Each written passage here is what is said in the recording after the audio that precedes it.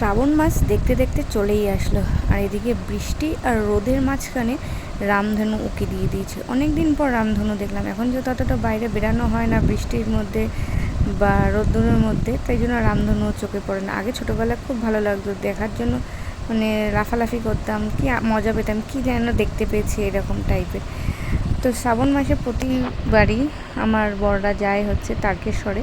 আমি কোনোদিনও তারকেশ্বর যাইনি জল ঢালতে।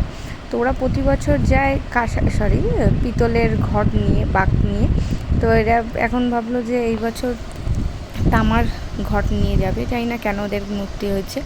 তো যেমন ভাবা তেমন কাজ, তাই আগে আগে চলে গিয়েছে তামার ঘটটা কিনতে।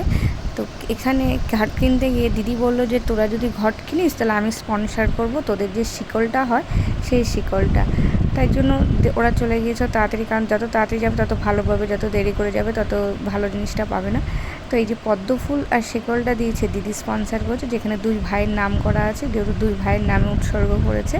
আর বাকিটা ওরা নিজেরাই স্পন্সর করেছে, নিজেরা মানে নিজেদের যতজন বন্ধুরা যাবে ততজন। তো কেমন লাগছে? আমার তো খুব ভালো লাগছে দুটো জিনিস। তোমাদের কেমন লাগছে জানিও।